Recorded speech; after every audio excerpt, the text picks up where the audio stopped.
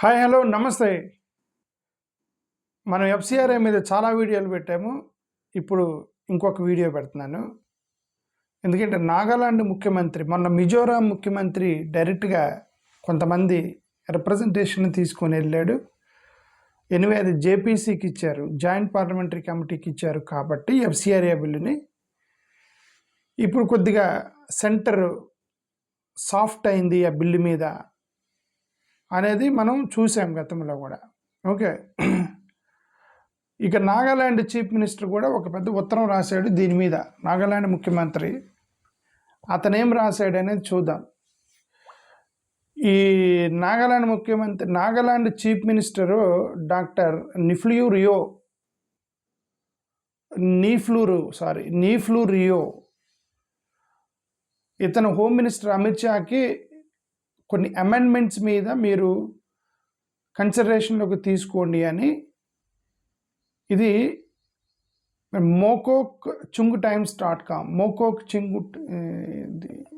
I think ఇది Nagaland news paper అనుకుంటా. mocochungs.com అనే వాళ్ళు పబ్లిష్ చేసి దాని గురించి మాట్లాడుతున్నా. ఎఫ్సిఆర్ఐ మీద మీరు రీకన్సిడరేషన్ చేయండి అని చెప్పేసి ఒక ఉత్తరం రాశాడు. చర్చెస్, క్రిస్టియన్ ఆర్గనైజేషన్స్ ఈ రాష్ట్రంలో, అంటే అక్కడ నాగాలాండ్ అతను కాబట్టి నాగాలాండ్ రాష్ట్రంలో చాలా ఎక్కువ పనిచేస్తున్నాయి సొసైటీ కోసం. సో రీకన్సిడర్ చేయండి అని లెటర్ రాశాడు. రియో స్టేక్ హోల్డర్తో మీరు కన్సల్ట్ చేయాలి, పార్లమెంట్ స్క్రూటినీ జరగాలి, ఆ తర్వాతే మీరు ఇట్లాంటివి పెట్టాలి. ఎనివే మీరు జేపీసీకి పంపించారు కాబట్టి థ్యాంక్స్ చెప్తున్నా అన్నట్టు ఉత్తరం రాశాడు అతను. ఈ ఎఫ్సిఆర్ఏ రెగ్యులేషన్స్ అనేవి ఫారెన్ కాంట్రిబ్యూషన్ రిసీట్స్, పేమెంట్స్ ఇవన్నీ కూడా ఆర్గనైజేషన్స్ మొత్తం మీద పెట్టాల్సిన అవసరం లేదు. ఏదైతే మీకు ఇల్లీగల్గా అనిపిస్తున్నాయో వాటి మీద ఫోకస్ చేయాలి, కానీ ఇది కరెక్ట్ కాదు. ప్రపోజల్ అమెండ్మెంట్స్ ఇవన్నీ కూడా ఎఫ్సిఆర్ఏ రిజిస్ట్రేషన్స్ అన్నీ కూడా వ్యాలిడ్గా ఉండాలి. రియో క్రిస్టియన్ లీడర్తో కన్సల్టేషన్ చేసి NBCC Nagaland Baptist church council వీళ్ళతో కూడా కన్సల్ట్ చేసి వాళ్ళ యొక్క అభిప్రాయం కూడా తీసుకొని ఆగస్టు 9వ తారీఖున వాళ్ళతో మీటింగ్ పెట్టారంట ముఖ్యమంత్రి మీటింగ్ పెట్టి ఆ ఇష్యూస్ని కేంద్రం దృష్టికి తీసుకెళ్ళాడు. క్రిస్టియన్ ఆర్గనైజేషన్స్ ఇవన్నీ కూడా కేంద్రం దృష్టికి తీసుకెళ్ళాడు అనేది ఈ యొక్క న్యూస్ సారాంశం. ఫైనాన్షియల్ అడ్మినిస్ట్రేషను ఇవన్నీ కూడా ఆర్గనైజేషన్ బర్డెన్గా ఉండాలి తప్ప ప్రభుత్వం స్క్రూటినీ చేయొచ్చు, క్రైమ్ని ఆపొచ్చు, కానీ ఎసెట్స్ జోలికి వెళ్ళకూడదు అనేది రివ్యూ చేసినటువంటి ఒక issue. FCRA renewal application, church organizations ఇవన్నీ కూడా మీరు స్క్రూటినీ చేసుకోండి కావాలంటే. అంటే ఇంగ్లీష్లో ఉంది ఇది, దీన్ని తెలుగులోకి ట్రాన్స్లేట్ చేస్తూ చెప్తున్నా. ఓకే, చీఫ్ మినిస్టర్ మా నాగాలాండ్లో చారిటబుల్ ఆర్గనైజేషన్స్ అనేవి చాలా Christian organisations education, health, social వెల్ఫేర్లో పనిచేస్తున్నారు. కాబట్టి ఈ బిల్లుని మీరు రీకన్సిడర్ చేయండి. కోవిడ్-19 టైంలో కూడా చాలా ఎక్కువగా పనిచేశారు క్రిస్టియన్ ఆర్గనైజేషన్స్. కాబట్టి ఇవన్నీ మీరు జాగ్రత్తగా చేయండి అనేది ఈ న్యూస్. ఇంకొక న్యూస్ కూడా వచ్చింది ఈ ఎఫ్సిఆర్ఏ మీద. ఇంకొక న్యూస్ ఇది ది హిందూ వాళ్ళు రాశారు. Centre softens stance, the Hindu paper దీని సారాంశం ఏంది? ఎఫ్సిఆర్ఏ బిల్లు మీద మైనారిటీ గ్రూప్స్ యొక్క ప్రెజర్ తోటి, అమెరికా వాళ్ళ ప్రెజర్ తోటి ప్రభుత్వం ఏమన్నా వెనకడుగు వేసిందా అని దీని సారాంశం. మైనారిటీసు అయినా ఏదో ఒకటి బెదిరించే వాళ్ళేమో అమెరికా నుంచి వాళ్ళ రెస్పాండ్ అవటంతోనే గవర్నమెంట్ వెనక్కి తగ్గిందా అని క్వశ్చన్ పెట్టాడు. అక్కడ చాలామందికి కోపం వస్తుంది, ఏంటంటే అమెరికాకి మనోళ్ళ తల వెనక్కి తగ్గడం ఏంటి అని చెప్పేసి. ఓకే, ఇదే అదాని కేసులు కొట్టేశారని నిన్న అపోజిషన్ నాయకుడు నువ్వు దేశాన్ని నమ్మేసామన్నాడు కదా. వాళ్ళు అపోజ్ చేసిన బిల్లు కాబట్టి దీని మీద ఏమన్నా మళ్ళీ ఒకవేళ ఇది అపోజిట్ బిల్ అయితే అతను తగులుకునేవాడు. ఎఫ్సిఆర్ఏ బిల్లు కాకుండా వేరే బిల్లు అయితే అమెరికా ఏంది, నేను బెదిరించేది ఏంది, అని అతను తగిలేవాడు. ఓకే, అతను సైలెంట్గా ఉన్నాడు. అపోజిషన్ నాయకుడు రాహుల్ గాంధీ యాక్చువల్గా బెదిరించారు కదా అమెరికా వాళ్ళు. అదే ఇది దీని సారాంశం చూద్దాం. ఈ న్యూస్ ప్రకారం సారాంశం చూద్దాం. యూనియన్ గవర్నమెంట్ ఎఫ్సిఆర్ఏ బిల్లు పెట్టడానికి ప్రయత్నం చేసింది. యూట్యూబ్లో, ఫేస్బుక్లో, వాట్సాప్లో సెంటర్ సడన్గా మేము దీన్ని జేపీసీకి ఇస్తున్నామని చెప్పి అఫీషియల్గా గవర్నమెంట్ ప్రకటించింది. ఇది ఎందుకు గవర్నమెంట్ సాఫ్ట్ అయింది, ఎందుకు గవర్నమెంట్ వెనక్కి తీసుకుంది దాన్ని? Minister for state for home Nityananda Rai ఇతను నిన్న లోక్సభలో జేపీసీకి ఈ బిల్లును పంపిస్తున్నామని దాని మోషన్ మూవ్ చేశాడు. జేపీసీకి పంపిస్తున్నామని మార్చి 25వ తారీఖున ఈ బిల్లును వాళ్ళు ప్రవేశపెట్టారు. లెజిస్లేషన్ అక్కడ ప్రొటెస్ట్ చేశారు. ఎనివే మొత్తం కూడా గొడవ చేశారు. అది ఎనివే ఈ మాన్సూన్ సెషన్లో ఈ బిల్లు మీద కనీసం ఒక సెషన్ కూడా జరపనివ్వలేదు వీళ్ళు. డిజిగ్నేటెడ్ అథారిటీ ఎఫ్సిఆర్ఏల మీద అపాయింట్ చేయటం అనేది మేజర్ ఇష్యూ.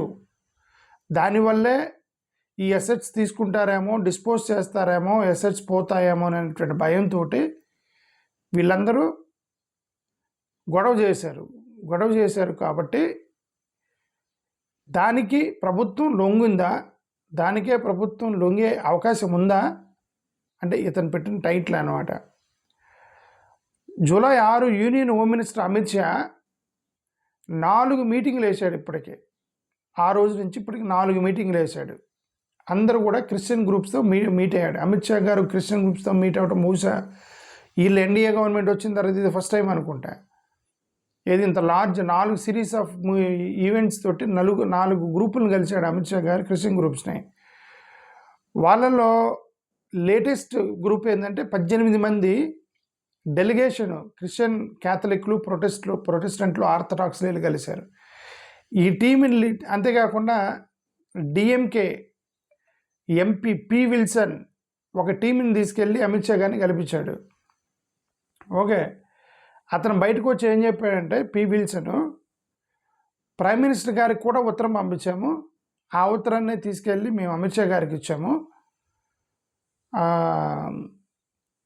అని చెప్పాడు. అతను బయటకు వచ్చినాక గవర్నమెంట్ ఇప్పుడు వీళ్ళ సిరీస్ ఆఫ్ ఈవెంట్స్ ద్వారా జేపీసీకి పంపించారా అనేది ఒక ఇష్యూ అయితే, అతిపెద్ద ఇష్యూ, అనుమానం వస్తున్న ఇష్యూ ఇదే.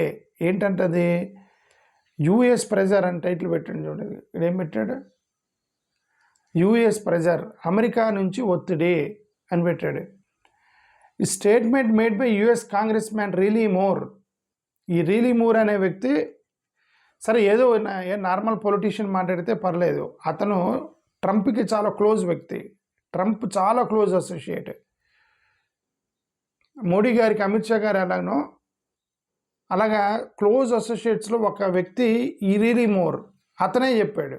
అతను చెప్తే ఇంకా అది సీరియస్ మ్యాటర్. అది అతనేం చెప్పాడు, ఆగస్టు 4వ తారీఖున పోస్ట్ చేశాడు. చర్చెస్ మీద, రిలీజియస్ చారిటీస్ మీద గవర్నమెంట్ ఆ ఆస్తులు మొత్తం టేక్ ఓవర్ చేయడానికి ట్రై చేస్తుంది, మీరు దీన్ని రీథింక్ చేయాలి, లేదంటే అమెరికా భారతదేశానికి సంబంధాలు దెబ్బకొట్టే అవకాశం ఉంది అని అతను అంటే ఇంకా ఆల్మోస్ట్ బెదిరించినట్టు అది చేశాడు. ఓకే, ఇది క్లియర్ అటాక్ ఆన్ క్రిస్టియన్స్ అని ఒక వార్నింగ్ కైండ్ ఆఫ్ మెసేజ్ పెట్టాడు అతను. మరి దానికి ఒత్తిడికి లొంగారా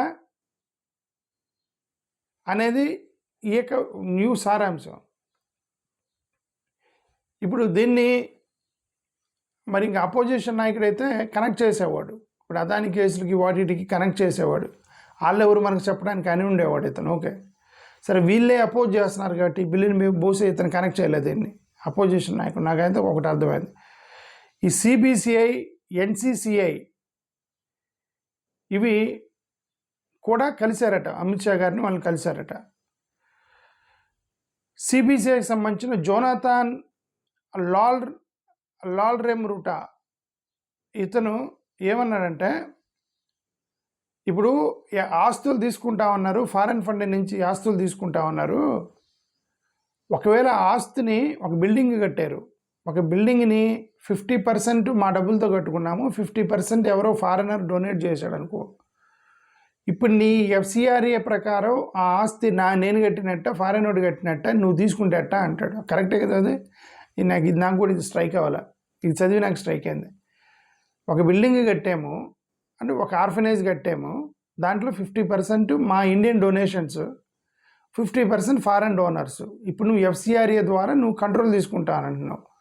మరి దాంట్లో 50% మా ఇండియన్ డోనర్స్ ఉన్నారు కదా, నువ్వేం చేస్తావు దాన్ని అని ఎవరితను జోనాథన్ లాల్రిముటా, అడ్వైజర్ టు సిబిసిఐ అట. ఇతను ఒక మంచి ప్రశ్న వేశాడు గవర్నమెంట్ని.